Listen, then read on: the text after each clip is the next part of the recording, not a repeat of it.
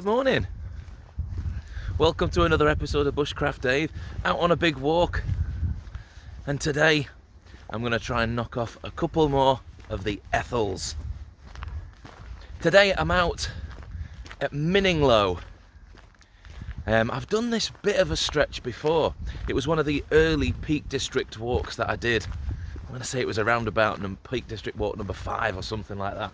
It's a really nice circular route, taking in this nice and steady former rail route.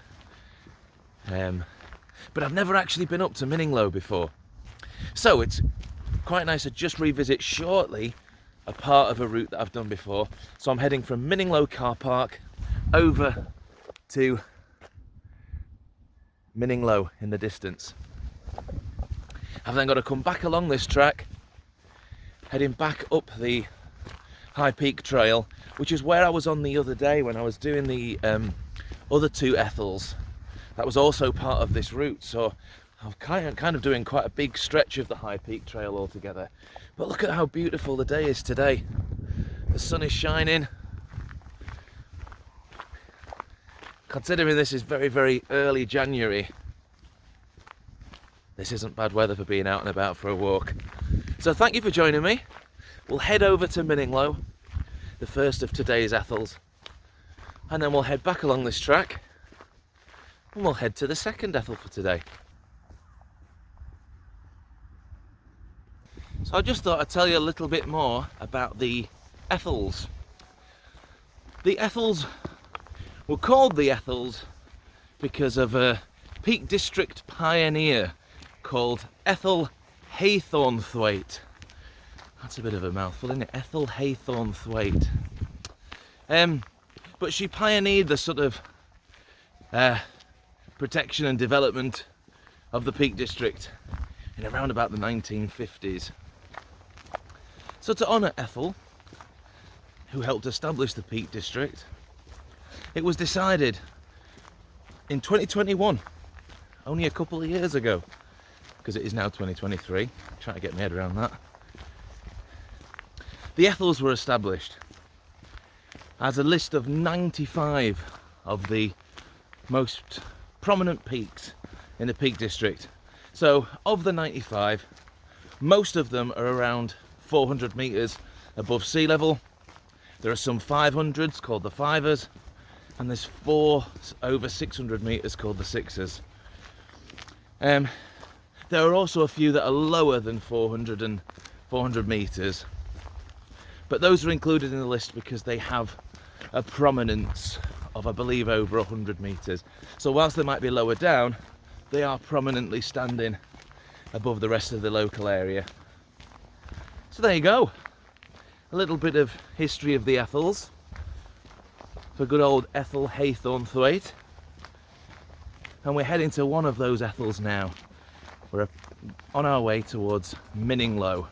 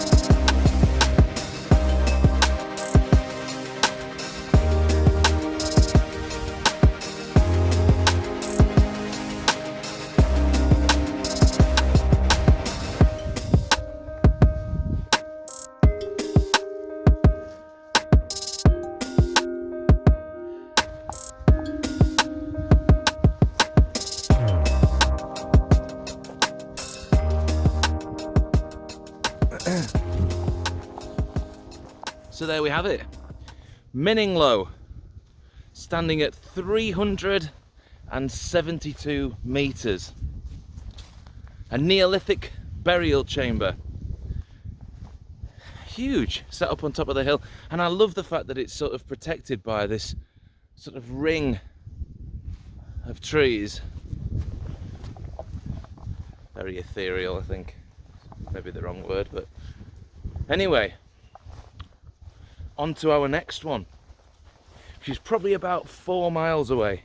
Retracing my steps all the way to where I parked my car, and then continuing along the High Peak Trail all the way to my second stop for today, which I can't remember what it's called.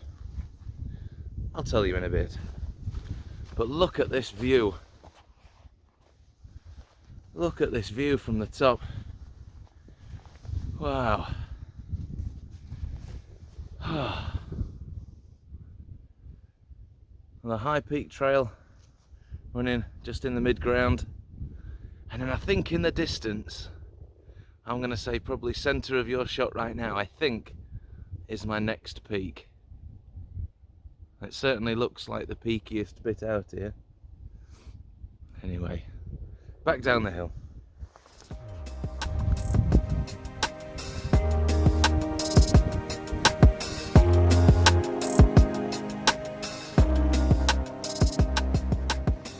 Alright, well I'm back past the car park and on my way now to the second of today's Ethels. This one's called Aleck Low, and similar to Minninglow, it has got a Neolithic or Bronze Age burial chamber on the top, so it means it is a protected national monument. So I reckon it's probably about, I don't know, 1.5 miles, something like that now, to get there and then back. So let's make our way to Aleck Low.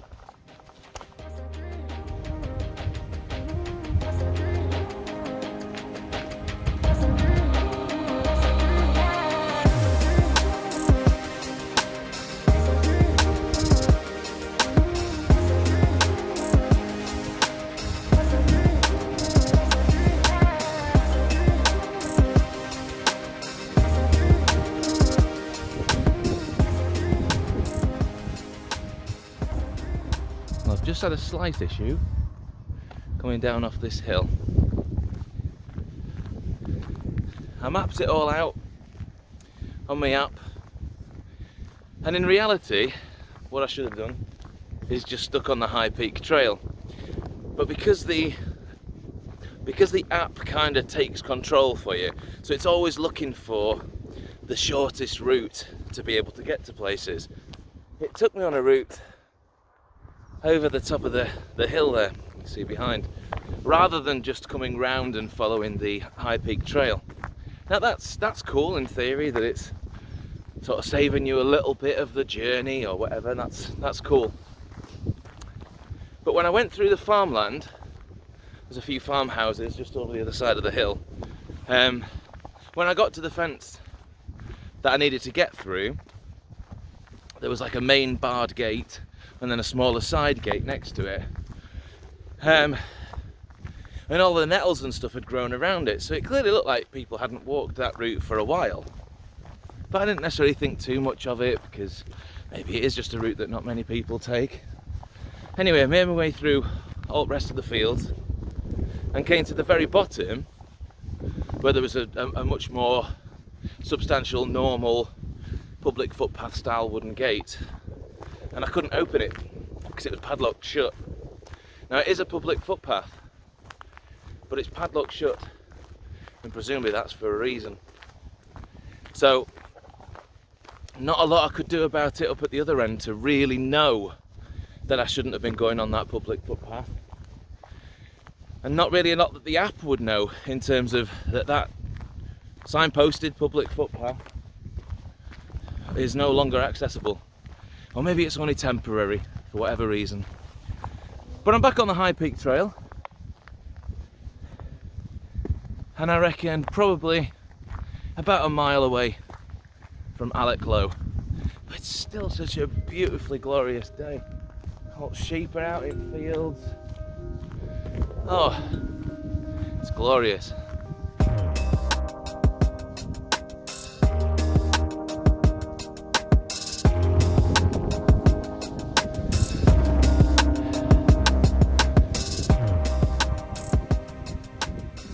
See, but there's some stunning peaks out there.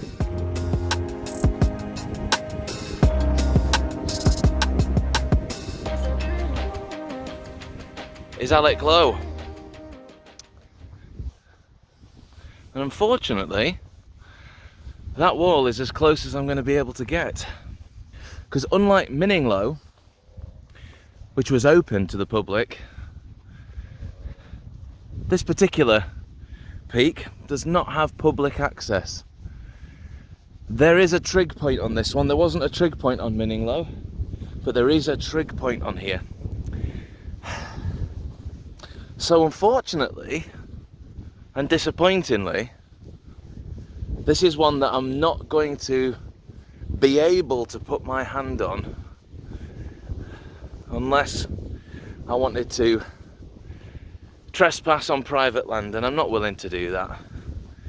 I'm sure other people with less morals would just hop over the little gate in front and try and find a route over the wall into the private woodland and the burial chamber, but I'm not willing to do that. So realistically, this is as close as I'm getting. Aleck, and we're at 398 meters for this one, higher than we were for Minninglow, or certainly I would be if I got up to the top and the trig point, which is probably about another 20 minutes above where I am. So I'm probably currently about the same height as Minninglow.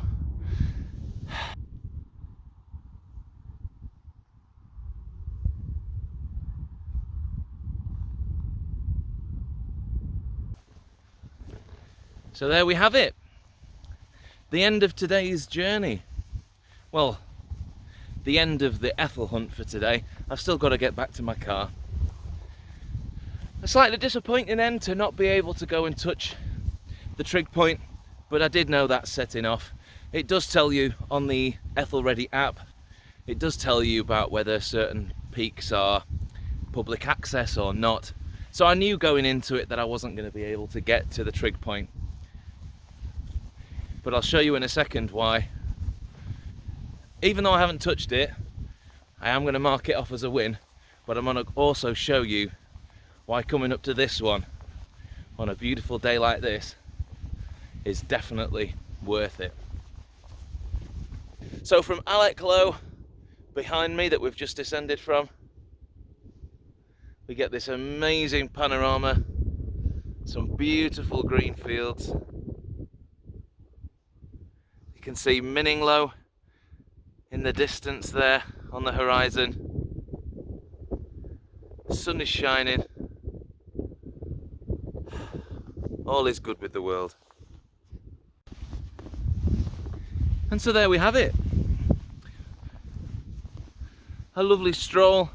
It's going to have been about 6 miles by the time I get back to the car, which means that it's probably actually about a 3-mile distance between the two Ethels. Hope you've enjoyed the little stroll with me today. Next time out, who knows what you're going to get. Could be a walk, could be a cook, could be a camp. But I hope you enjoy the journey. Thank you for joining me. We'll see you in the next one.